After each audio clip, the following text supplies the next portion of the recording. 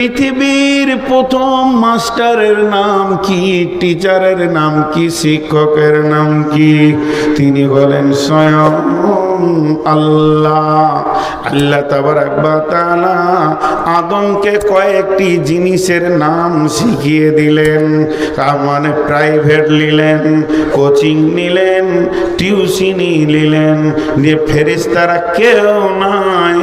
আল্লাহ বলেন আদম এটার নাম আলু, এটার নাম পেঁয়াজ, এটার নাম আদা, এটার নাম রসুন, এটার নাম আপেল, এটার নাম আঙ্গুর, এরকম বেশ কিছু মালের নাম বললেন। আদম একদিন ক্লাস করলো, কিছুটা শিক্ষা লোড হয়ে গেল, জ্ঞানের আলো আদমের ভিতরে ঢুকে গেল।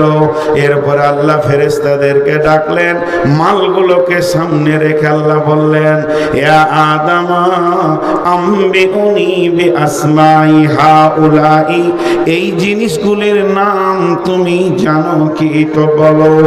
আদম মুচকে মুচকে হাসছে, কারণ আদম ক্লাস করে ফেলেছে, টিউশনি পড়ে ফেলেছে, আদমের ব্রেনের বিকাশ ঘটে গেছে, আদম পড়াশোনা করেছে, যে কারণে মানুষ মানুষ হয় সেই কাজটা আদম করে ফেলেছে। এবার আল্লাহ বলছেন হে ফেরেশতার দল, তোমরা একবার এই মালগুলোর নাম বলো। ফেরেশতারা মাথা নাম করে দিয়েছে, কারণ তাদের ক্লাস হয়নি। জিবরাইল মিকাইল জানে না জিনিসগুলির নাম কি, কিন্তু হযরতে আদম জানেন। আদম যখন একটা একটা একটা করে নাম বলে দিলেন, তখন ফেরেশতাদের মাথা নেমে গেল, আর আদমকে আল্লাহ ওপরে সম্মানে বসিয়ে দিলেন। এর জন্য আল্লাহ কোরআনে বলেছেন হাল ইয়াস্তাবিল্লাযীনা ইয়ালামুন ওয়াল্লাযীনা লা ইয়ালামুন, একজন জাননেওয়ালা আর একজন না জাননেওয়ালা কোনোদিন সমান হতে পারে না।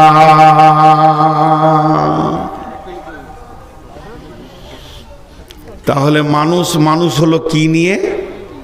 জোরে বলেন কি নিয়ে? জ্ঞান, শিক্ষা। আপনারা আমার সঙ্গে কথা বলেন, আরো যত সময় যাবে তত তথ্যবহুল কিছু কথা আসবে। আপনারা জীবিতর মতো একটু আওয়াজ দেবেন। জ্ঞান নিয়ে, শিক্ষা নিয়ে মানুষকে ওপরে তুললেন আল্লাহ, ফেরেশতা নিচে চলে গেল। তাহলে শিক্ষার কত মূল্য! এরপরে আল্লাহ রব্বুল আলামিন শিক্ষাকে এত মূল্যবান দিলেন, সমস্ত আত্মাগুলোকে এক জায়গায় জমা করলেন।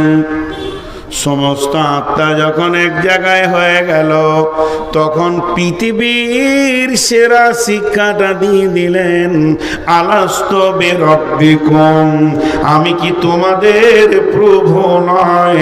এমন গরু ছাগলকে বলেনি, হাঁস মুরগিকে বলেননি, ফেরেশতাকে জিনকে নিয়ে বলেননি। আল্লাহ আদম সন্তানকে কত শিক্ষার গুরুত্ব দিয়েছেন, সমস্তকে রেখে বললেন আলাস্তু বিরাব্বিকুম, আমি কি তোমাদের আল্লাহ নয়? তাহলে পৃথিবীর প্রথম শিক্ষা হলো রবের পরিচয়। যে আল্লাহকে চিনল সে শিক্ষিত, আর যে আল্লাহকে চিনল না ওই লোকটাকে শিক্ষিত বলা যাবে না, ওইটাকে মূর্খ বলতে হবে। কারণ পৃথিবীর সব থেকে বড় শিক্ষা যিনি দিয়েছেন, এই ক্লাসটা কেউ করতে পারবে না, এত হার্ড ক্লাস কেউ পড়াতে পারবে না, কারো ক্ষমতা নাই। যেদিন আল্লাহ এই ক্লাসটা করেছেন, সেদিন বিশ্ব নবীও পর্যন্ত ছাত্র হয়ে বসেছিলেন। আমার আল্লাহ নিজে ক্লাস নিয়েছেন, আর সাবজেক্টের নাম হচ্ছে রব। রব মানে হচ্ছে আল্লাহর পরিচয়। তাই আল্লাহ সেদিন পরিচয়টা দিলেন বিশ্ব মানবকে সামনে রেখে, এবং ওটাই হলো শিক্ষার শুরু, ওটাই হলো শিক্ষার শেষ, এবং ওই শিক্ষার ভিতরে কামিয়াব আছে। আলাস্তু বিরাব্বিকুম ক্বালু বালা।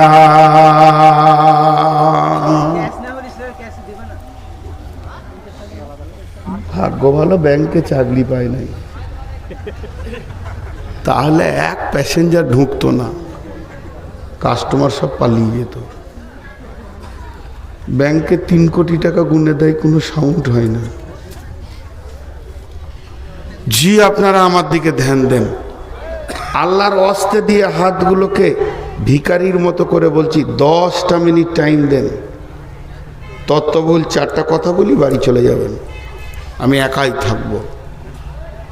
আমার বিশ্বাস, আমি আমার আল্লাহর উপরে ভরসা করে বলছি, যেখানে কত তথ্য কথা আছে আপনি আমি বুঝবো।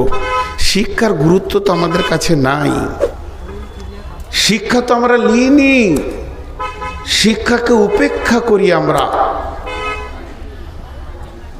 আপনারা আমার দিকে তাকিয়ে থাকবেন, কেউ পেছন দিকে তাকাবেন না, সবাইকে মানা করছি। এই চাওয়ালা খুব তাড়াতাড়ি বেরিয়ে যা, নাহলে তোর চায়ের কেতলি শুদ্ধ চলে যাবে। খুব তাড়াতাড়ি, ওই পয়সাটাও নিতে হবে না, কেটে বল। এত বড় সাহস কি করে হলো যেখানে ঢুকবে? গোটা রোডটাকে মেলা করে রেখেছে। সোজা হাওড়া স্টেশন চলে যাও, প্রচুর লোক চায়ের জন্য দৌড়ে বেড়াচ্ছে। একদম দেখতে না পাই যেন 1 মিনিটের মধ্যে আমার রাস্তায় চলে যেতে হবে। তাহলে শিক্ষার গুরুত্ব দেখেন কতটা, আল্লাহ কতটা গুরুত্ব দিচ্ছেন। কোন বিরাগী মন উদাসী হীরা গুহার মাঝে, কার বিরহে চোখের পানি ঝরাই সকাল সাঁঝে। ছাড়ল বাড়ি কিসের আশায়, বাঁধল বাসা হীরা গুহায়। ছাড়ল বাড়ি কিসের আশায়, বাঁধল বাসা হীরা গুহায়। কার বিরহে আকুল আশা অন্তরে তার বাজে, কোন বিরাগী মন উদাসী হীরা গুহার মাঝে। কিসের বোঝা বহন্তরে গড়ল তারে যত্ন করে, প্রভু তারে করল বরণ সারা জাহান মাঝে। কোন বিরাগী মন উদাসী হীরা গুহার মাঝে।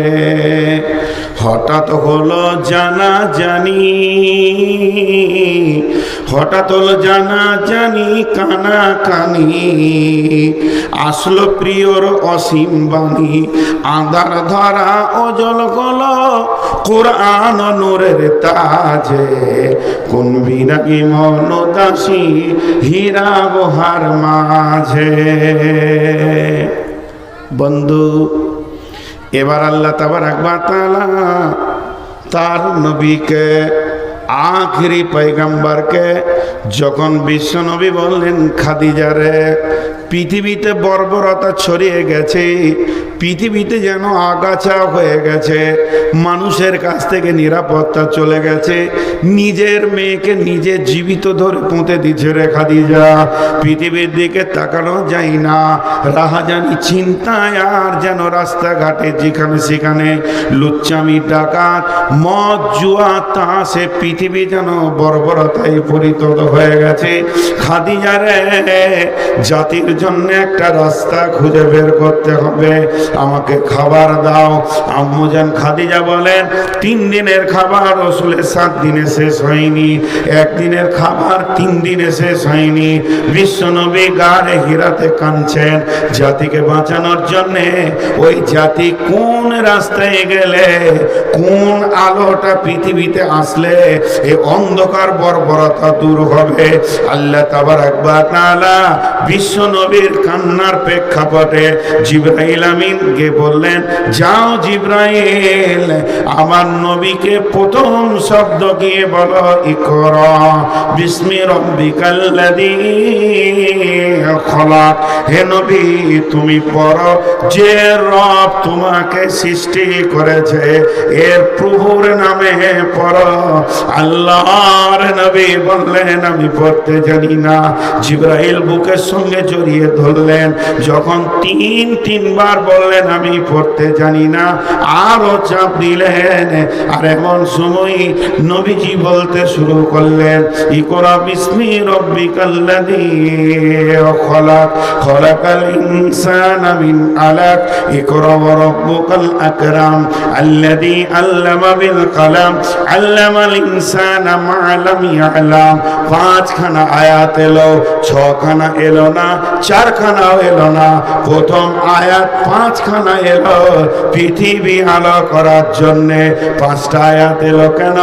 এই পৃথিবীর মানুষের জন্যে পাঁচটা জিনিসের বড় প্রয়োজন আছে: অন্ন, বস্ত্র, চিকিৎসা আর আপনার কিনা শিক্ষা আর স্বাস্থ্য।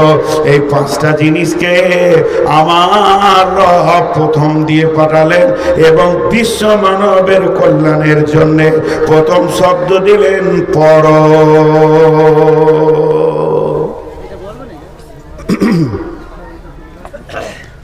বিদ্যা যে শিখিয়াছে সুখী সেই জন, বিদ্যা যে শিখিয়াছে সুখী সেই জন, বিদ্যাহীন মানুষ পশুর মতন। শৈশবে বিদ্যা শিক্ষা করিবারে কাল, একালে না শিখিলে বিদ্যা পরকালে ঘটিবে জঞ্জাল। তাই বলি অগ শিশু এখনো হইতে যতন কর গো তোমরা বিদ্যা শিখিতে। গরিব দুঃখীর বাক্য হলে সুবচন, গরিব ভিখারির বাক্য হলে সুবচন। সাদরে তারে তুমি করিবে গ্রহণ, সম্রাট ধনীর বাক্য হলে কুবচন। ঘৃণা ভরে তারে তুমি করিবে বর্জন। সম্রাট সমসুখী সেই ভিখারি, থাকে যদি তার ঘরে আল্লাহওয়ালি নারী। শিক্ষার কত মূল্য, আল্লাহ কত গুরুত্ব দিয়েছেন শিক্ষাকে। আজকে আমরা শিক্ষার কোনো মূল্যই দিই না। জি, শিক্ষার কোনো মূল্যই দিই না। চলেন এবার বিশ্ব নবীর কাছে যায়। দয়ার নবী, আখিরি নবী, নবীদের নবী, রহমাতুল্লিল আলামিন, শফিউল মুজলাবিন। ও দয়ার নবী গো, আপনি শিক্ষার ব্যাপারে কি বলছেন বলেন। আল্লাহর নবী বলছেন, তালাবুল ইলমি ফারিজাতুন আলা কুল্লি মুসলিমিন। পৃথিবীর বুকে যতজন কালেমা তোমরা পড়েছো, মুসলমান হয়ে গেছো, আল্লাহকে আল্লাহ বলে মেনে নিয়েছো, আমাকে আখিরি পয়গম্বর বলে মেনে নিয়েছো, দ্বীনকে ইসলাম বলে মেনে নিয়েছো, তোমাদের জন্য আমি বিশ্ব নবী ইলমে শিক্ষাকে ফরজ করে দিলাম। ফরজ, যা নফল নয়, সুন্নত নয়, ফরজ। আমি শিক্ষাকে ফরজ করলাম, তোমাদের জন্য শিক্ষা হচ্ছে ফরজ। বাস মিটে গেল। তাহলে যে শিক্ষা করেনি সে ফরজকে মানেনি। তো ফরজ কয় ধরনের? ফরজ কয় রকম? দুই রকম। ফরজ কয় রকম? দুই রকম। একটা হলো ফরজে কেফায়া আর একটা ফরজে আইন। একটা হচ্ছে ফরজে কেফায়া আর একটা ফরজে আইন। এটা বাংলায় বলছি। একটা হচ্ছে যথেষ্ট ফরজ আর একটা হচ্ছে অপরিহার্য ফরজ। বুঝতে পারলাম? যথেষ্ট ফরজ কেমন কি? কেউ মারা গেছে, ডিঙ্গেলে কোন মুরব্বী মারা গেছে, বান্দা খোলা থেকে 20-50 জন জামাতে হাজির হয়ে গেল জানাজায়। গ্রামের জন্য যথেষ্ট হয়ে গেল। চারিদিকে ধান কাট মার কাজে ব্যস্ত। হঠাৎ ফোন আসছে আমার কাছে যে আমার বড় ভাইরা মারা গেছে। ছেলেরা বলছে, আব্বা আপনি যান, আমরা কাজে ব্যস্ত। খালুজি জানাজা পড়ে আসেন, আমি একাই গেলাম, পরিবারের জন্য যথেষ্ট হয়ে গেল। সকলকেই জানাজায় যেতে হবে, এটা ফরজে আইন নয়, এটা ফরজে কিফায়া। 1 জন 2 জন 10 জন 20 জন লাশটা দাফন করার মতো হলেই হয়ে যাবে। কিন্তু জোহরের আজান হলে ছেলেরা যদি বলে, আব্বা আমরা কাজে ব্যস্ত, নামাজটা আপনি পড়ে আসেন, চলবে না। যতগুলো বালেগা আছে এবং যারা মুসলমান কালেমা পড়েছে প্রত্যেককেই জোহরের নামাজ পড়তেই হবে। এটাকে ফরজে আইন বলে। ফরজে আইন মানে অপরিহার্য ফরজ। অতএব এখানে কাউকে তুমি যাও আমার জন্য হয়ে যাবে চলবে না, তবে জানা যাই চলবি। নদিয়ার লোককে একটা কথা জিজ্ঞেস করছি, সবাই একবার আল্লাহর হস্তে মুখটা খুলবেন। আপনাদের দিকে জানাজাতে বেশি গুরুত্ব দিয়ে নামাজিরা যায়, বেনামাজিরা যায় না ফরজ নামাজে যায়? বেশি যায়। হ্যাঁ, বসে বসে বিড়ি খেয়েছে, জোহরের নামাজ হচ্ছে অসুবিধা নেই, দিয়ে জানাজায় ধরে নিলে ওগুলোকে মেরে বের করে দেবেন, নাইলে ও মুর্দা বা নেকি পাবে না, ঘুরিয়ে ভেজাল হবে, দোয়া কবুল হবে না। এগুলো বদমাস।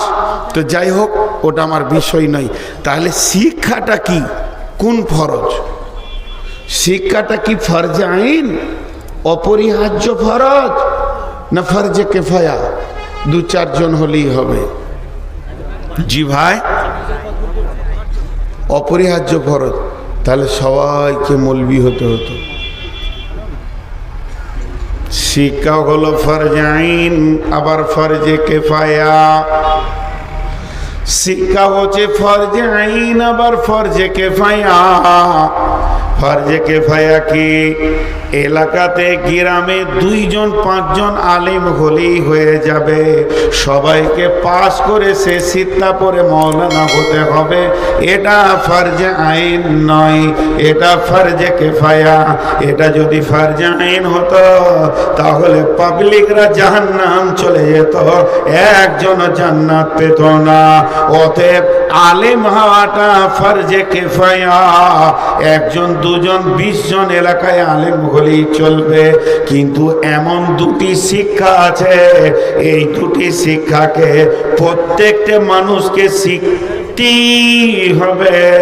তাতে যেমন জোহরের নামাজ প্রত্যেককেই পড়তে হবে, ওই রকম প্রত্যেককে শিখতেই হবে। যদি না শিখে তো কাবিরা গুনাহ হবে। সেটা কি? এই যে দেখছেন হলার, হ্যাঁ, সাইজ কত, কয় ইঞ্চি হবে? 2 ইঞ্চি 2.5 ইঞ্চি। খুব মারলাম, বড় যাদের তো 2.5 ইঞ্চি 2 ইঞ্চি, ঠিক না ভুল? কুইন্টালের গরু ঢুকে গেছে, সাংঘাতিক ব্যাপার। এ হলার যে কত বড় মজবুত, এতে উঁটও পার হয়ে যায়। যায় কি যায় না? কথা বলে না, যায় কি যায় না? তেমনি শুনেলেন আল্লাহ তাবারক ওয়া তাআলা 2-1টা শিক্ষাকে, 2টি জিনিস শিক্ষাকে ফরজে আইন করে দিয়েছেন। আম্মা জান আয়েশা বলেন, ইয়া রাসূলুল্লাহ, ইয়া হাবিবাল্লাহ, দয়ার নবী, আপনি আমাকে পাক হওয়া শিখিয়ে দেন, আমি কেমন করে পাক হব? বিশ্ব নবী বলেন, আয়েশা রে, তোমাকে পাক হতে গেলে শিখতে হবে কি? প্রথমে তুমি রুজিকে পাক করো। কাপড় চোপড় যদি ময়লা হয়, না পাক হয়ে যায়, সাবান দিয়ে ধুলে পাক হয়ে যাবে। কিন্তু রুজিতে যদি হারাম ঢুকে যায় রে আয়েশা, তাহলে কি হবে? তার থেকে মাংস হবে, রক্ত হবে, হাড় হবে। এটা পৃথিবীর সাবান দিয়ে যদি সমুদ্রের পানিতেও তুমি ডুবো আর তুমি পাক হবে না। এটা তখনই পাক হবে, সোনাকে যেমন খাদ বের করার জন্য আগুনে এসিডে দেওয়া হয়, যতক্ষণ পর্যন্ত জাহান্নামের আগুনে তোমাকে না দেওয়া হবে অতক্ষণ পর্যন্ত তোমার দেহ পাক হবে না। এইখানে যেন হারাম না ঢুকে। এইখানে কে বসে আছে? কাস্টম। এই অফিসারটা কে? কাস্টম। পচা মাল যেন না ঢুকে যায়, চেক আপ করবে। যদি কেকটা পচা হয় সঙ্গে সঙ্গে বলবে খাস না, পেটে গোলমাল হবে। এই জন্য আল্লাহ কাস্টম বসিয়ে রেখেছে, আছে না? ঢুকতে দিচ্ছে না। তেমনি আমার নবী বলছেন, এক নম্বর তোমার শিখা ফরজ, এই জায়গায় যেন হারাম না ঢুকে যায়। তার মানে কোন লোক যদি মনে করে আমি গরুর ব্যবসা করব, কেউ মনে করছে আমি ছাগলের ব্যবসা করব, কেউ মনে করছে আমি কাপড়ের ব্যবসা করব, কেউ মনে করছে আমি প্লাস্টিকের ব্যবসা করব, কেউ নিয়ত করেছে মুদিখানা দোকান করব, কেউ নিয়ত করেছে আমি ওষুধের দোকান করব, কেউ নিয়ত করেছে আমি চাষ করে খাবো, কেউ নিয়ত করেছে আমি লিভার খেতে খাবো। ওই বিষয়ে যতগুলো রসুলের হাদিস আছে তুমি আগে জানবে, তারপরে সেই ইনকামে নামবে, নচেত তোমার পেটে হারাম চলে যাবে। এটা হলো ফরজে আইন, প্রত্যেকটি মুসলমানকে শিখতেই হবে। নাম্বার 2, প্রতিদিন আল্লাহর হুকুম কটা আমার কাছে আসছে? সপ্তাহে একটা জুমা, প্রতিদিন 5 ওয়াক্তের নামাজ, মাসে বছরে একটা মাস রোজা।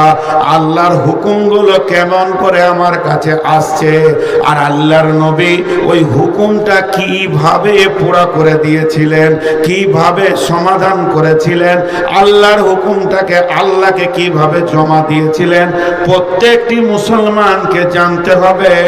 আল্লাহর হুকুম, নামাজটা কেমন ভাবে পড়ব, রুজুটা কেমন ভাবে করব, এই দুটি শিক্ষা, একটা হলো ইবাদতগুলি আর একটা হলো ইনকাম। এই দুটি শিক্ষা করা ফরজ, শুধু ফরজ নয়, ফরজে আইন।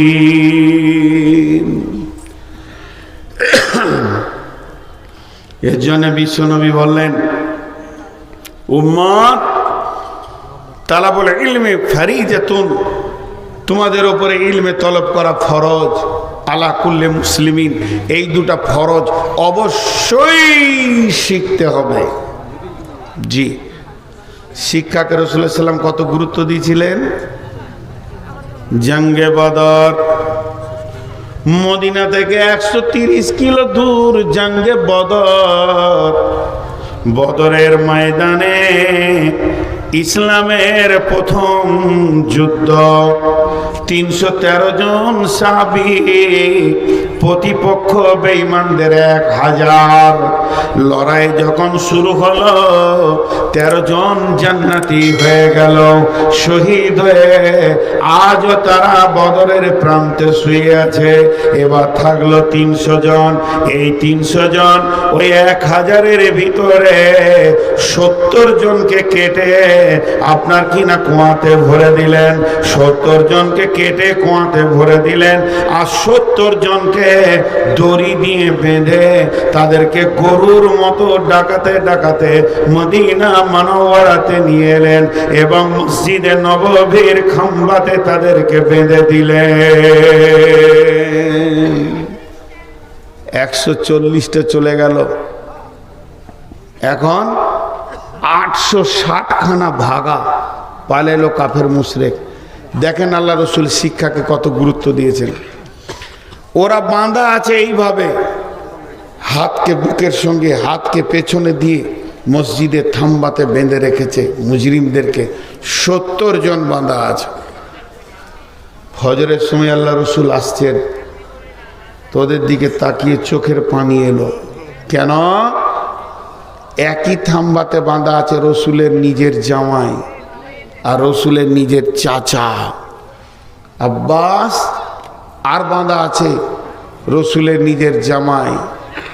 তো দুইজন বাঁধা আছে। তো ওইটা দেখে আল্লাহ রসুলের চোখের পানি এলো, আরো সবাইকে দেখে পানি এলো। ফজরের নামাজ পড়ালেন বিশ্বনবী। নামাজের পর বলছেন, রে আমার সাহাবীরা, এই যে মুজরিমগুলো এসেছে এরা দিন পায়নি, দিন এখনো বুঝেনি, এদের আক্কেল বিবেক কম, দিনের বিরুদ্ধে লড়াই করতে এসে বাঁধা পড়ে গেছে। এদেরকে যেভাবে বেঁধে রাখা হয়েছে এদের উঠা বসা করার মতো কোনো ক্ষমতা নাই। তো যদি একবার বাঁধনটা ঢিলা করা হতো তো মানুষগুলো বসতো, পাগুলো ফুলে গেছে, সারা রাত বাঁধা আছে। সাহাবীদের মধ্যে কেউ বললেন, রাসূলুল্লাহ আপনার মন গেলে ছেড়ে দেন, অসুবিধা কি আছে? বলে না, ইসলামে কোনো রকম একচ্ছত্র নাই, মাসোয়ারা করে কাজ করতে হবে, আলোচনা করে। বাঁধনগুলো একটু ঢিলা করা হলো, বসে গেল সবাই। এরপরে বিশ্বনবী বসলেন, সাহাবীদেরকে নিয়ে এদের কি করা যায় বলো, এই লোকগুলোর কি করা যায়, এদের শাস্তি কি দেওয়া যায়? একজন এক এক রকম বলছেন। হযরত ওমরকে বললেন, নবীজি ওমর রে, তোমার মতটা তুমি বলো। হযরত ওমর বললেন, ইয়া রাসূলুল্লাহ, ইয়া হাবিবাল্লাহ, আমি উমরের মত প্রত্যেকটি সাহাবীকে একটা করে তলোয়ার দেন, আর নিজের নিজের আত্মীয় বাঁধা আছে, কারো মামা, কারো চাচা, কারো ভাই, কারো ফুপা, কারো খালু, নিজের নিজের আত্মীয়র গর্দনকে কেটে মাটিতে ফেলে দেয়। এখানে কোনো কনসিডার নাই। এটা উমরের মত হয়ে গেল। এরপরে নবী বলছেন, আবু বকর তোমার মত কি? আবু বকর নরমপন্থী মানুষ। আবু বকর বললেন, ইয়া রাসূলুল্লাহ, ইয়া হাবিবাল্লাহ, এদেরকে শারীরিক নির্যাতন না করে অর্থের ওপরে চাপ সৃষ্টি করা হোক, তাতে ডবল লাভ হবে। একদিকে তো অর্থের চাপে পড়ে যাবে, ওদের অর্থখানিক ক্ষয় হবে, আমাদের বাইতুল মালে খানিক মাল জমে যাবে, পরবর্তী জিহাদের জন্য আমাদের অস্ত্র শস্ত্র হবে। বিশ্বনবী ফয়সালা দিলেন, রে আবু বকর তুমি যেটা বলেছো ওটাই হবে। ওদেরকে ঘোষণা করে দাও, বন্দীদেরকে বলে দাও, তোমাদের যার যার আত্মীয় আছে খবর পাঠিয়ে দাও, তারা যেন অর্থ জমা দিয়ে নিজের নিজের বন্দীকে ছাড়িয়ে নিয়ে যায়। সেদিন বিশ্বনবী অনেক কেঁদেছিলেন, হিচকি মেরে মেরে মেরে মেরে কেঁদেছিলেন। কারণ বিশ্বনবীর কাছে একটা গলার হার আসলো। ওই হারটা কার? আম্মাজান খাদিজার। খাদিজার হারটা তার মেয়ে জাইনাবকে দিয়েছিলেন। আর ওখানে জাইনাবের স্বামী বন্দী রয়েছে, যে বেঈমান ঈমান আনেনি, পরবর্তীকালে তালাক হয়ে গেল রসুলের বেটি। ওই জাইনাবকে ওই ওর স্বামী বন্দী রয়েছে, সেই গলার হারটা বেটি দিয়ে দিল, বাইতুল মালে জমা করে দিল। আল্লাহর নবী গলার হারটা নিয়ে হিচকি মেরে মেরে কাঁদছিলেন, আর খাদিজার কথা মনে পড়ে গেছিল। সাহাবীরা কান্না দেখে বলেছিলেন, ইয়া রাসূলুল্লাহ, হারটা বাইতুল মালে জমা দিতে হবে না, ওরা আপনাকে দিয়ে দেওয়া হলো, আপনি নিজের কাছে রেখে নেন। আল্লাহর নবী বাইতুল মালে এমনি করে ছুড়ে দিলেন, না আমি এ মাল নিতে পারি না। এরপরে সেই মাল জমা হতে লাগলো, এক এক বন্দী চলে গেল চলে গেল চলে গেল চলে গেল। মুষ্টিমে 8-10টা থেকে গেল, 5-7টা 10টা থেকে গেল। তারা এত গরিব, তাদের আত্মীয়রা এত গরিব, মাস মাস দিন দিন সপ্তাহ সপ্তাহ খেতে পাই না, তাদের কাপড়ে পরনের কাপড় ভালো নাই, গায়ে তেল নাই, অভাবের দুনিয়া। বিশ্বনবী তাদের কাছে গিয়ে বললেন, ও বন্দীগণ, তোমরা বলো তোমাদের কোনো অর্থ সম্পদ আছে কিনা? বলে না নাই। তাহলে কাজ করো, তোমাদেরকে কি তোমরা লেখাপড়া জানো? বলে জানি, আমরা অন্তত অক্ষর জানি, লিখতে জানি, পড়তে জানি। আল্লাহর নবী বললেন, আমার সাহাবীদের ভিতরে যারা নিরক্ষর আছে এদেরকে তোমরা সাক্ষ্য স্বাক্ষর করে দাও, এদেরকে লেখাপড়া শিখিয়ে দাও, তোমাদেরকেও আজাদ করে দিব। তার মানে বিশ্ব নবী শিক্ষাকে কত গুরুত্ব দিয়েছে, যে বন্দীকে শিক্ষার বিনিময়ে রেহাই দিয়ে দিয়েছে।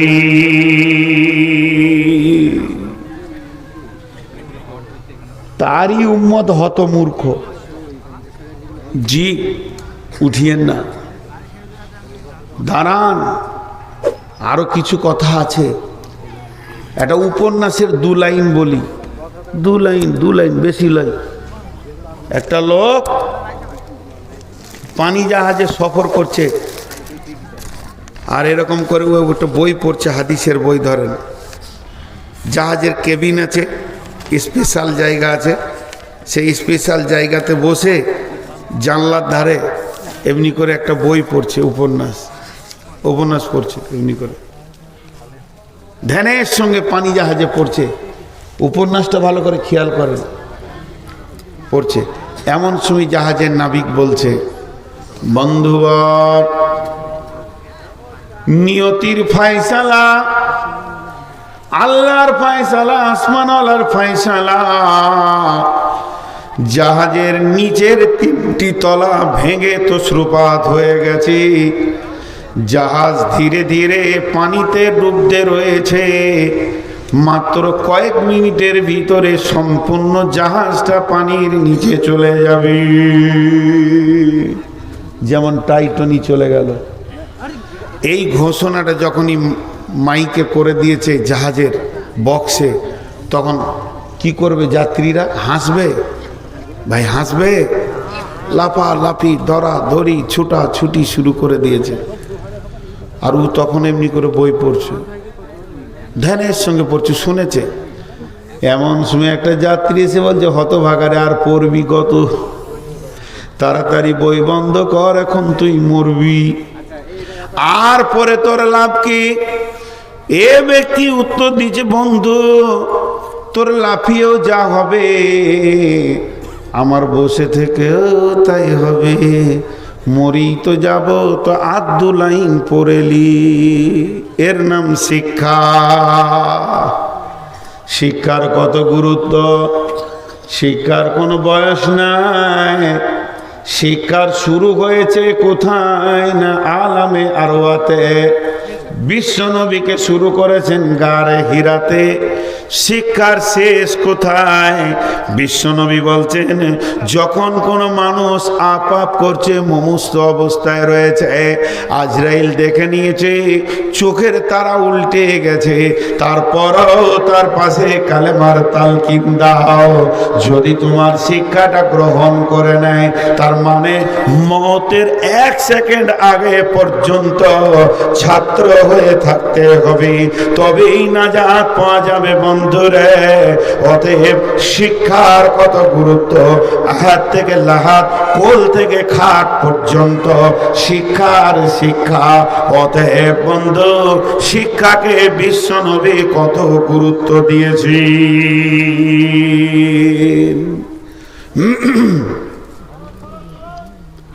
আমাদেরও শিক্ষাকে গুরুত্ব আছে। এখন এই যুগের মানুষ যত শিক্ষাকে গুরুত্ব দেয়, তত এর পূর্বে 2-10 বছর আগে ছিল না, খালি মিশন আর মিশন। কিন্তু আসলে আমি ভাবতে পারি না, কিছু জায়গা আমাকে গোলমাল লেগে যায়।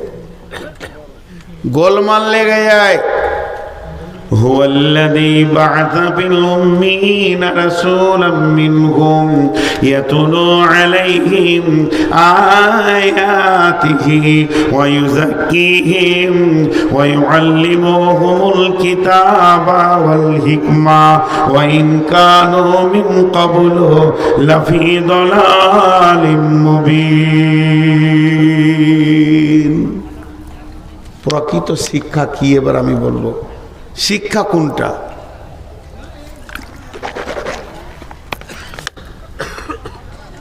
এখন আপনাদেরকে আমি একটা কথা জিজ্ঞেস করি,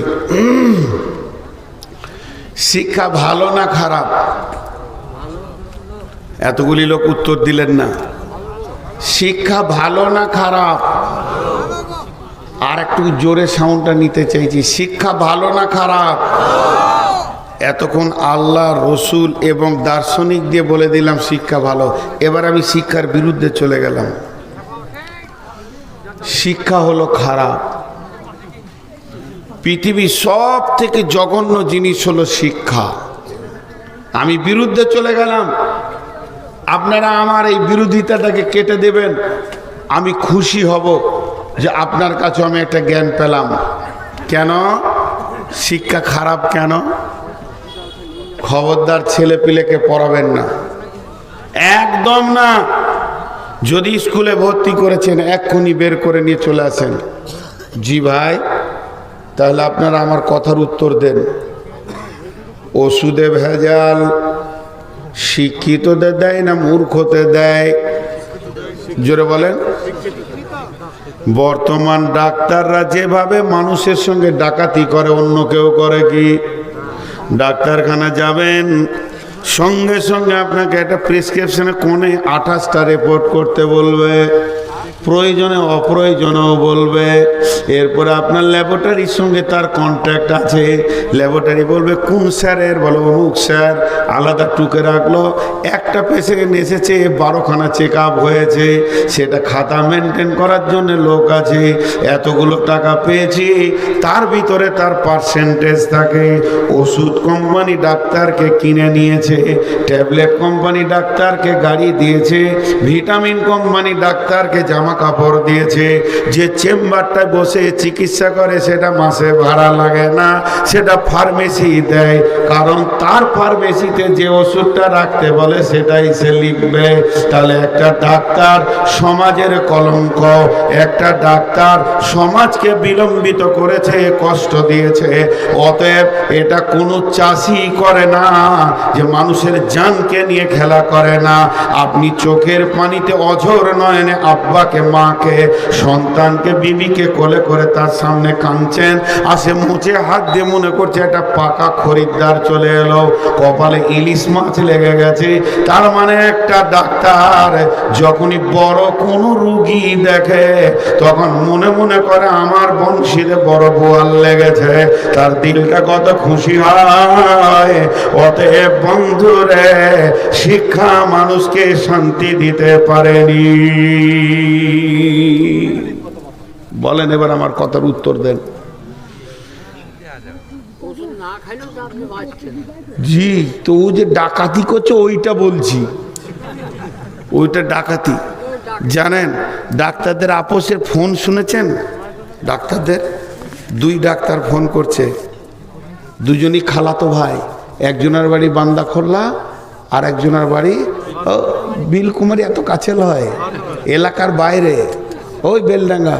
হ্যালো, আসসালামু আলাইকুম, কেমন আছিস ভাই? বল ভালো আছি। কেমন চলছে? পেশেন্ট নাই। বলছে রে আল্লাহ শুক্রিয়া, আমাদের এলাকায় ভাইরাস ঢুকেছে। বলেন আল্লাহ শুক্রিয়া, ভাইরাস ঢুকেছে। তারা জাতির কলঙ্ক। জি, একটা ছেলে MBBS চান্স পেয়েছে বর্ধমানে, 3 বছর 4 বছর চলছে ওর, আর আমার সঙ্গে 3 দিন আছে ওর। তখন আমি বললাম পৃথিবীতে সব থেকে নোংরা এটা বেছে নিলে? বলে কেন? যত চোখের পানিতে তোমার কাছে আসবে, জমি বেচা, সোনা বেচা, পয়সা দিয়ে কষ্ট করে চিকিৎসা করবে এবং চোখের পানিতে বিক্রি হয়ে বাড়ি যাবে, আর তাদের সেই জমি বেচা পয়সা আর তার অপারেশনের ঘা ফোট গালার পয়সাতে তুমি মাছ কিনে বিবিকে নিয়ে খাবে। তোমার মন কি একবার বলবে না যেটা আমার ডাকাতি পয়সা? এত নোংরা পেশাটা কেমন করে তুমি বেছে নিলে? একজন ডাক্তার তার চেম্বারের সামনে লিখেছে, ভালো করে শুনবেন, হে প্রভু, এটা যে কত বড় বিড়ম্বনা, এটা যে কত বড় বিড়ম্বনা, প্রতিদিন কত অসহায় মানুষের ভিতরে আমার রুজি। যারা কাঁদে তাদের টাকাতে আমার চাল, ডাল, আলু, পেঁয়াজ। যারা চোখের পানিতে কাঁদে, পেটের যাতনায় কাঁদে, বুকের যাতনায় কাঁদে, তাদের পয়সা পয়সাতে আমার ঘরে ইলিশ মাছ, খাসির মাংস। হে প্রভু, আমার রুজিটা ব্যথা বেদনার ভিতরে রেখেছ। চাষির রুজি আছে মাঠের ভিতরে, কিন্তু এরা কত বড় হতভাগা, বেদনাওয়ালা মানুষের পানি থেকে টাকা থেকে খায়। অতএব তারপরেও বর্তমানে একটা ডাক্তার ধরা পড়ে মেরে ওর একদম চামড়া তুলে দিল, জেলে করে দিল। একটা অপারেশনের রুগীকে আপনার কিনা গোল ব্লাডার স্টোনের অপারেশন করতে গিয়ে মিথ্যা করে তার ছেলেকে বলছে তোমার বাপের টিউমার আছে মেরুদণ্ড হাড়ের কাছে, ক্যান্সার হয়ে যেতে পারে, আরো 35,000 টাকা দিলে ওটাকে একই সঙ্গে করে নিব। তারা টাকা দিয়ে দিল। এটা মিথ্যা কথা ছিল। তার মানে একটা ডাক্তার সমাজকে যত কষ্ট দেয়, একটা চাষি মূর্খ অত দেয় না। এরপরে কেউ যদি ইঞ্জিনিয়ার থাকেন, খবরদার মাপ চাইছি, আপনার পা গলা জড়িয়ে ধরে মাপ চাইছি, আপনার পা দুটি জড়িয়ে ধরে আমি নূর মোহাম্মদ মাপ চাইছি। 95% ইঞ্জিনিয়ার চরিত্রহীন, এরা মাতাল, এরা পৃথিবীর বুকে এসে পৃথিবীকে জঘন্য করে দিয়েছে। এরপরে কোর্টের অ্যাডভোকেটের কথা আর বলিয়েন না, এদের মতো জঘন্যতম খাবার পৃথিবীর কেউ খায় না। আর থানাতে যারা বসে আছে, এদের থেকে রাতে যারা ডাকাতি করে অনেক গুণে ভালো। অতএব বন্ধুরে, শিক্ষা জাতিকে শান্তি দিতে পারেনি, শিক্ষা জাতিকে জ্বালিয়ে দিয়েছি। এবার বলেন, এবার বলেন, ছেলে পেলেকে পড়াবেন না স্কুল থেকে ছাড়িয়ে নেবেন? জি, সব শিক্ষা ভালো নয়। শিক্ষার সাথে একটা শব্দ লাগাতে হবে। আল্লাহ বিজ্ঞান দেননি, রসুলকে শিখাননি। তখন একটা বক্তা বক্তব্য রাখছিল, আমি কোনো বক্তব্যকে কমেন্ট করছি না, যে মৌলবীরা খালি কালা কালা করে হাদিস পড়ে আর সুর করে কোরআন শরীফ পড়ে দেয়। এরা কিছু আবিষ্কার করতে পারলো না। কোরআন থেকে এই আছে, কোরআনে ওই আছে, আমেরিকা এই করলো, জাহাজ করলো, আর কে প্লেন করলো, আর কে কি করলো, আর কে কি করলো। ও খালি আবিষ্কার দেখাইতেই রয়েছে কোরআনের আয়াত পড়ে পড়ে, যে শেষকালে বলছে বর্তমান মৌলবীরা একটাও আবিষ্কার করতে পারেনি। এরা খাই দায়, খালি ভুঁড়ি ভোজন করে আর ইমামতি করার মাদ্রাসায় কলা কলা করে খালি হাদিস পড়ায়। এদের হুঁশ জ্ঞান কিছু নেই। আমি বললাম ভাই একটু বসবেন, আপনার সঙ্গে আমার একটু কম্প্রোমাইজেশন আছে, বসবেন। আল্লাহ রসুল কি আবিষ্কার করেছিল? একটা ছুঁচো আবিষ্কার করেনি। তাহলে ওই রসুলটাও তো এই মৌলবীদের দলই পড়লো।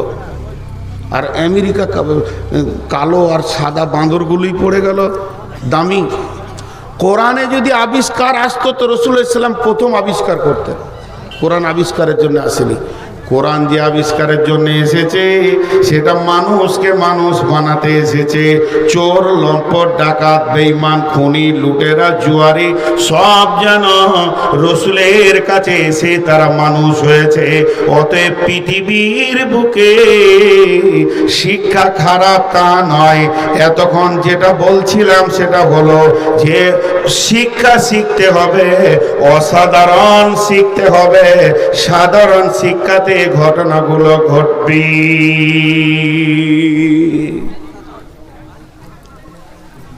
আপনাদেরকে একটা কথা জিজ্ঞেস করছি, একবার উত্তর দিবেন খালি। ট্রেনে জেনারেল বগি,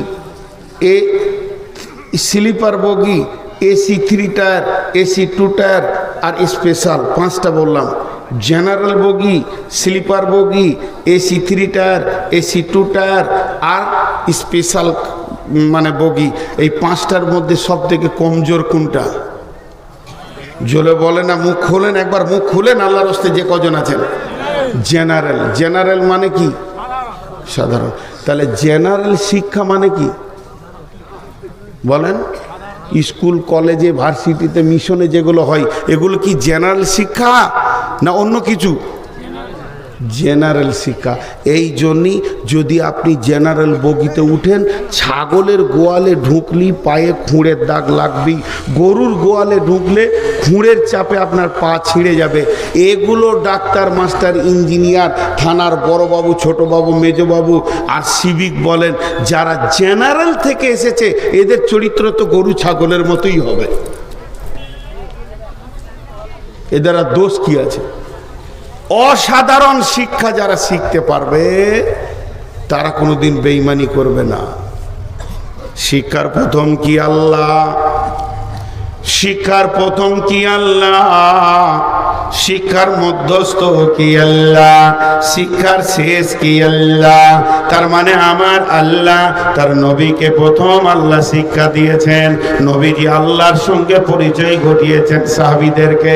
এই ধরনের যদি আল্লাহ শিক্ষাটা প্রথম এসে যায় তাহলে পৃথিবীর কোনো মানুষ বেঈমান হবে না, চোর হবে না, লম্পট হবে না, দাগাবাজি করবে না, তারা সুন্দরভাবে জীবন চালাবে।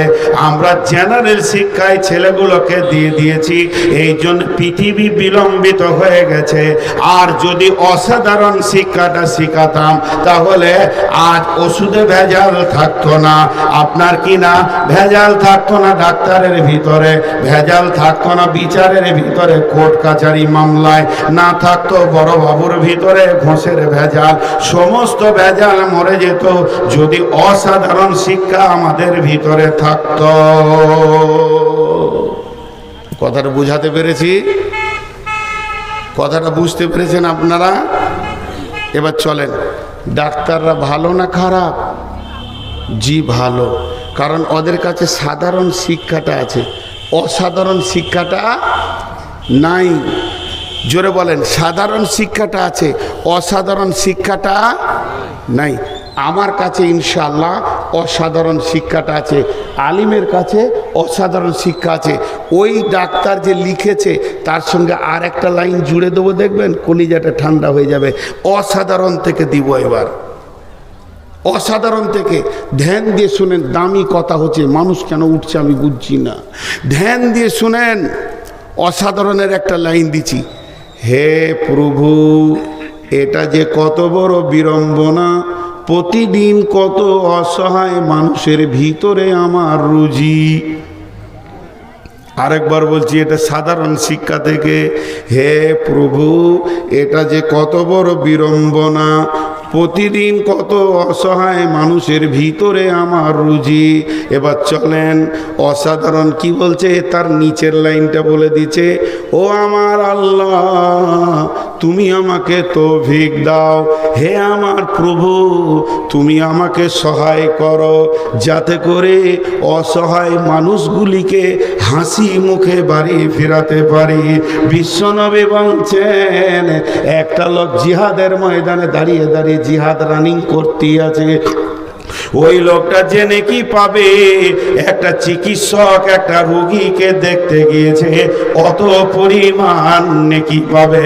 এটা জেনারেল শিক্ষা কোথাও পাবেন না লাইনটা, এটা অসাধারণ শিক্ষা থেকে নিতে হবে। অতএব আপনার ছেলে যখন চিকিৎসক হবে, সেই সাথে ইমানদার হবে, তখন আল্লাহকে স্মরণ করে বলবে, আল্লাহ তুমি আমার হাত দিয়ে রোগীটাকে সুস্থ হাসি মুখে বাড়ি ফিরিয়ে নাও, আমিও শান্তি পাবো মাছ মাংস খেয়ে। ও চোখের পানি ফেলবে, এটাতে আমি খেতে পারবো না। ইঞ্জিনিয়ার ক্যালকুলেশনে চুরি করবে না, আর জজ বেঈমানি করে বিচার ফাইসালা দেবে না, বড়বাবু চুরি করবে না, সবগুলো ক্লিয়ার হয়ে যাবে যদি অসাধারণ শিক্ষাটা তাদের ভিতরে থাকে। আল্লাহর নবী সাহাবীরা বলতেন, তাআল্লামনাল ঈমান সুম্মা তাআল্লামনাল কুরআন। আমরা আগে রসুলের কাছে বসে বসে বসে বসে ঈমান শিখেছি, তারপরে কোরআন শিখেছি। তাহলে পৃথিবীর সব থেকে শিক্ষা জাতির মেরুদণ্ড নয়। আমরা বলি শিক্ষা জাতির মেরুদণ্ড, এটা ভুল, 100% ভুল। জাতির মেরুদণ্ডের নাম হলো ঈমান। ঈমান জাতির মেরুদণ্ড। মানুষের ভিতরে যদি ঈমান চলে আসে, তার দ্বারা অন্য মানুষ কষ্ট পাবে না। তাতে সে ইঞ্জিনিয়ার হোক, তাতে সে ডাক্তার হোক, তাতে সে মাস্টার হোক, তাতে সে পৃথিবীর যে কোনো পোস্টে কাজ করুক না কেন। অনেক থানার বড় বাবু আছে, মাথা ঠুকে মরে গেলেও 1 টাকা সে ঘোষ খাবে না। অনেক উকিল আছে, অন্যায়ভাবে আপনার কেস ধরবে না, তার মানে তার কাছে ঈমান পৌঁছে গেছে। তাহলে পৃথিবীর সব থেকে থেকে দামি শিক্ষার নাম হলো ঈমান। ওই জন্যে আল্লাহ বলেছেন আলাস্তু বিরাব্বিকুম, আমি কি তোমাদের রব নয়? আগে আমার পরিচয়টা নিয়ে নাও, তারপরে বিশ্ব জুড়ে শিক্ষায় ধরে বেড়াও। না উঠা পর্যন্ত তুমি পাবে না। এখানে তার টানতে আসবে, ছিঁড়ে দুভাগ করে দিব। হ্যাঁ, চুপ করে বসে থাকো। দিয়েছ কেন রেকর্ড করতে? এখন গা কুটকুট করলে হবে? কত লোককে ডিস্টার্ব করেছো ভাই, আপনাদের বিরক্ত লাগছে নাকি? এবার দুটি জিনিসকে পাশাপাশি নিয়ে যাব কিছুক্ষণ, এইটাতে বেশি মজা লাগবে। পাশাপাশি নিয়ে যাব। ডাক্তার, ডাক্তার, চিকিৎসক। আচ্ছা, জেনারেল যদি না পড়বে তো চিকিৎসক হবে কি করে? দেখেন, দুটি কথা আপনাদের সামনে বলে দিচ্ছি। হাদিস, চিকিৎসকের সমস্ত বুদ্ধি শেষ হয়ে যাবে। কি? বিশ্বনবী বলছেন, বিশ্বনবী বলছেন, দুটি হাদিসকে মন দিয়ে শুনলেন। বিশ্বনবী বলছেন প্রতিদিন পৃথিবীতে দুইবার জান্নাতের হাওয়া বয়, একবার আসর পর আর একবার ফজর পর। নবীজি বলছেন উম্মাত, ওই সময়ই তোমরা বিছানায় ঘুমাবে না।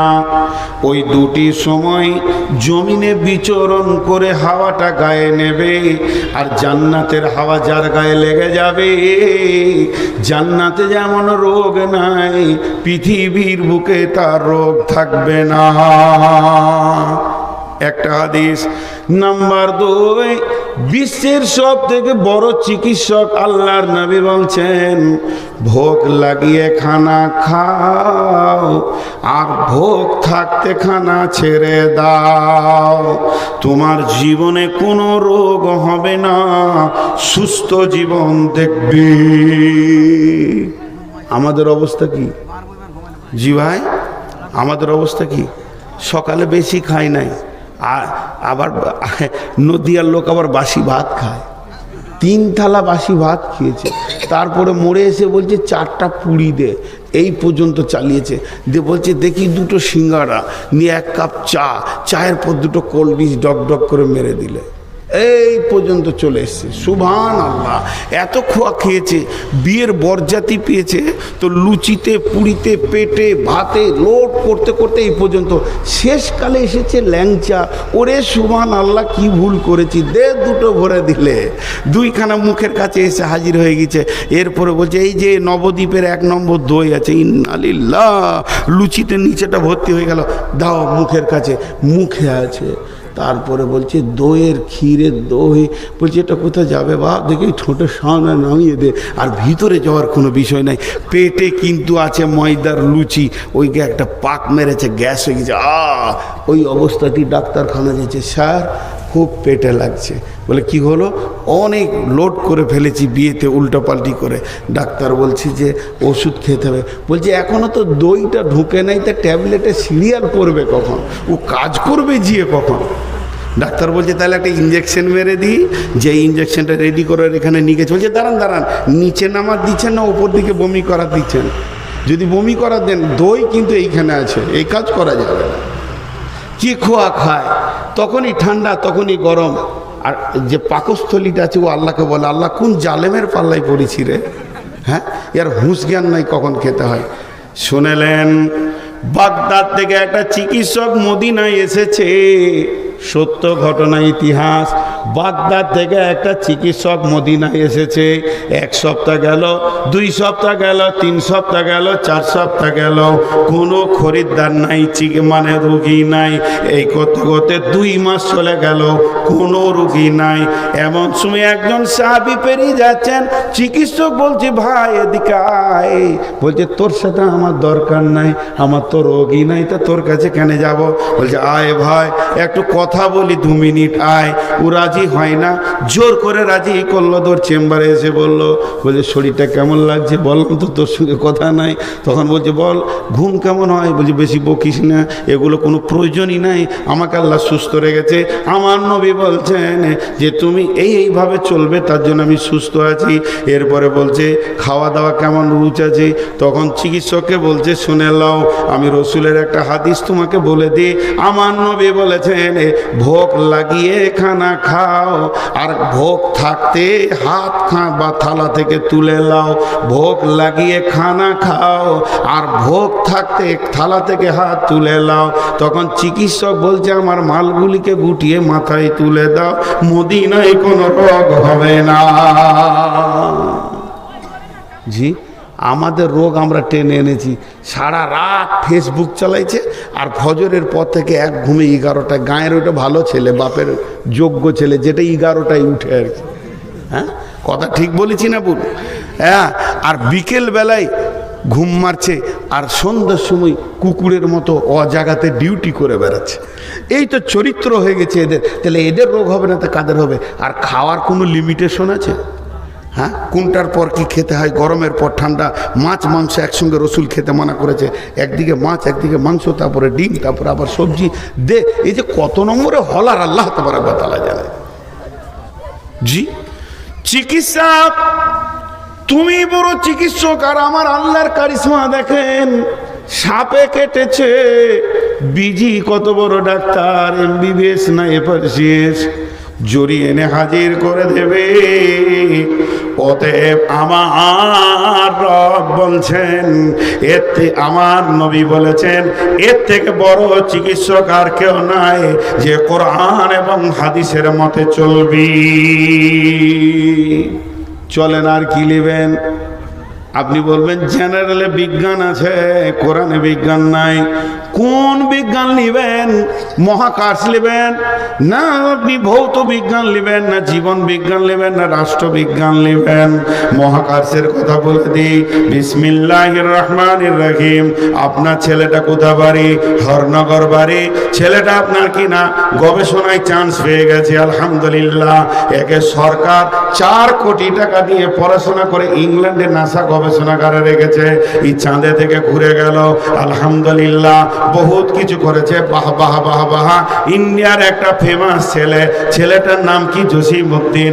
জসিমউদ্দিনকে একবার নিয়ে আসেন, ওকে খুঁটির ওই পাশে চেয়ারে বসিয়ে দেন। জসিমউদ্দিন তুমি চাঁদে গেছিলে? হ্যাঁ। চাঁদের খবর দাও। বলে সেখানে কলঙ্ক আছে, সেখানে দাগ আছে, ফাটল আছে। একজন বিজ্ঞানী বলেছে মানুষ কোনোদিন চাঁদে যেতে পারবে না, কারণ বিজ্ঞানীরাই বলছে যে চাঁদের নিজস্ব কোনো আলো নাই, সূর্যের আলো আলোকিত হয়। তা সূর্যের আলো হলে যে তাপটা চাঁদ থেকে রিটার্ন হয়ে পৃথিবীতে পড়বে, ওই জায়গায় গেলে ওই তাপকে সহ্য করার মানুষের ক্ষমতা হবে না, কারণ আগে চাঁদে পড়বে তারপরে পৃথিবীতে রিটার্ন হবে। এই পরিমাণ তাপ কোনোদিন নিতে পারে না।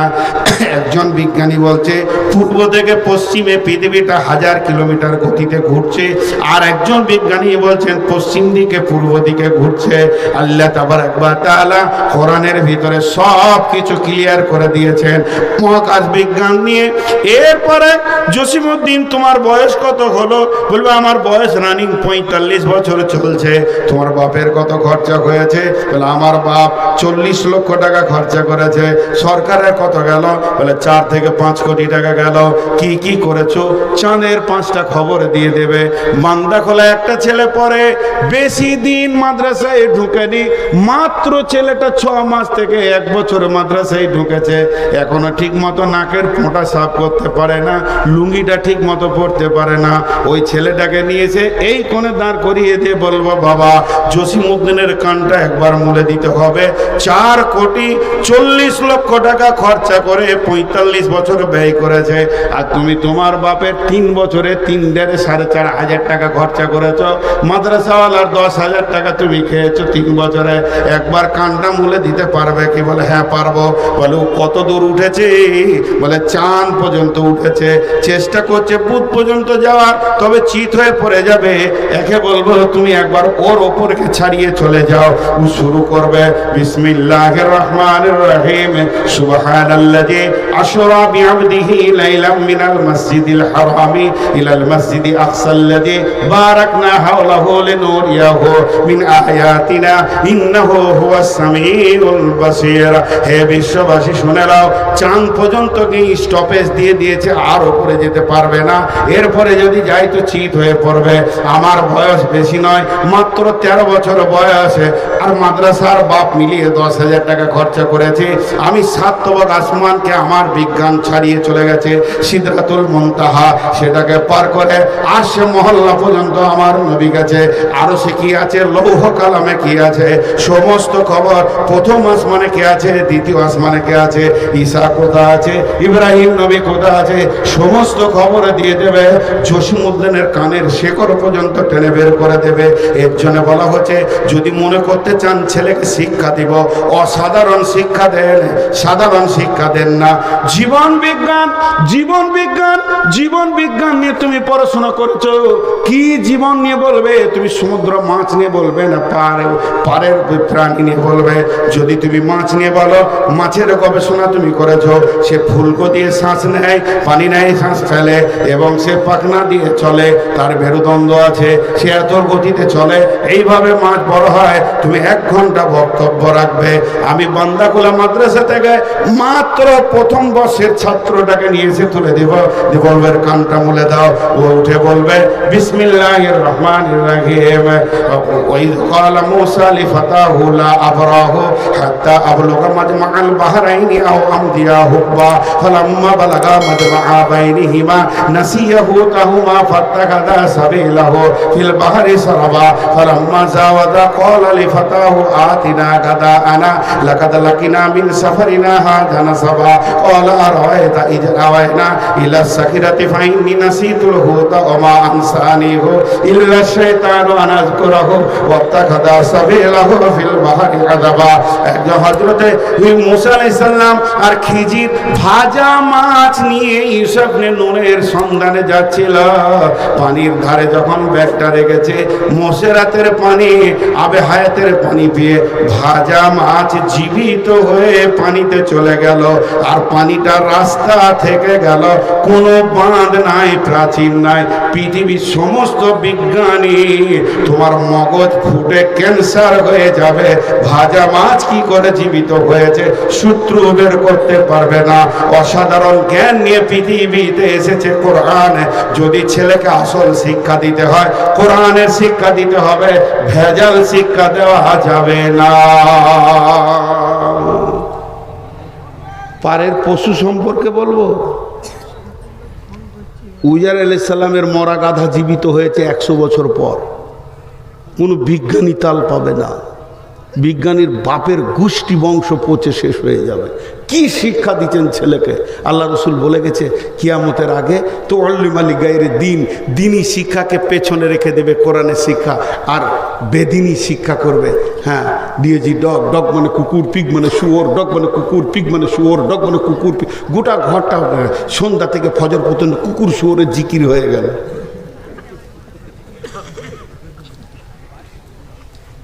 দিয়ে শেষটা কি দাঁড়ালো?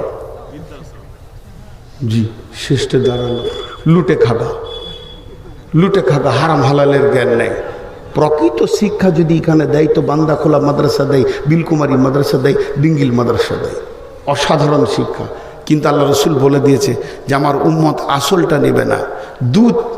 দুধওয়ালাকে বাড়ি বাড়ি দিয়ে আসতে হবে, আর মদওয়ালা বসে থাকবে, সবাই কিনে আনবে। চলছে সেটা চলছে। জি, অথচ একটা ছেলের মূল্যায়ন করছে না।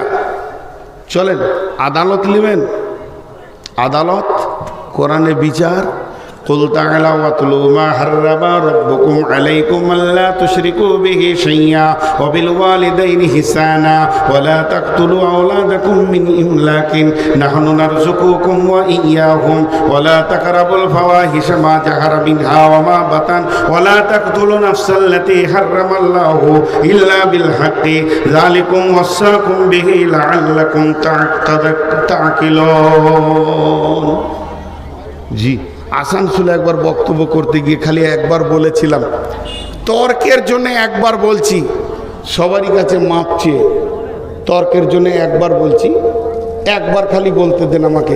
পৃথিবীতে যত স্কুলের শিক্ষা আছে ভেজাল। এবার আপনারা মানবেন কি মানবেন না আমি জানি না, যদি না মানেন তো আমি একাই ভোট দিয়ে হেরে বসে থাকবো, তাও ভালো, আমার মাথায় এটা কেউ ঢোকাতে পারবে না। এখন যদি বলেন যে না স্কুলে সলিড শিক্ষা হয়, আর এই মিশনগুলো উঠেছে একবারে কৌশল করে টাকা ইনকামের যন্ত্র, টাকা ইনকামের যন্ত্র। এই পৃথিবীতে খুব তাড়াতাড়ি যদি কেউ ধনী হতে চায় দুটো ব্যবসা করো। ডেল কার্নেগি বলেছেন, আমেরিকার ডেল কার্নেগি, একটা হচ্ছে স্বাস্থ্য আর একটা হচ্ছে শিক্ষা। মিশন খুলে দাও, দুটো জাল গাড়ি করে দাও, ইউনিফর্ম করে দাও, ছেলের বাপ ভাববে কালকে মনে হয় আমার ছেলেটা MBBS ডাক্তার হবে। আর গোটা এলাকার ভালোটাকে ভালো করবে, খারাপকে ভালো করবে না। এরা ভালোকে ভালো করবে, খারাপকে ভালো করবে না। জি বিচার নেবেন, গোয়েন্দা বিভাগ নেবেন, কোরআন থেকে দিব। তো এখানে 10টা ধারা বর্ণনা করেছেন। জি 10টা ধারা বর্ণনা করেছেন আল্লাহ, আদালত বলেছেন। এবার আপনি বলবেন যে কেন খারাপ বলছেন? ভাই আমি স্কুল যাব না, আমি ফল দেখব। থানার বড়বাবু ঘোষ খায়, সিভিকগুলোকে মনে হচ্ছে SP। হ্যাঁ জি, তারপরে উকিল চোর, জজ ডাকাত, ডাক্তার বেঈমান, লম্পট, লুটেরা, ডাকাত। তাহলে এগুলো এসেছে কোথা থেকে? না মাদ্রাসা থেকে। জি না, এগুলো এসেছে স্কুল থেকে। তাহলে আমি স্কুল ভেজাল, এটা আমার বলার অসুবিধা কি আছে? সুশিক্ষা যদি দিতে পারত স্কুল, মাস্টার যদি সুশিক্ষা দিতে পারত, তাহলে বন্ধুরে এরা বেঈমান হতো না। সুশিক্ষার জায়গা একটাই, সেটা হলো কোরআনের আওতাভুক্ত যেগুলো চলছে।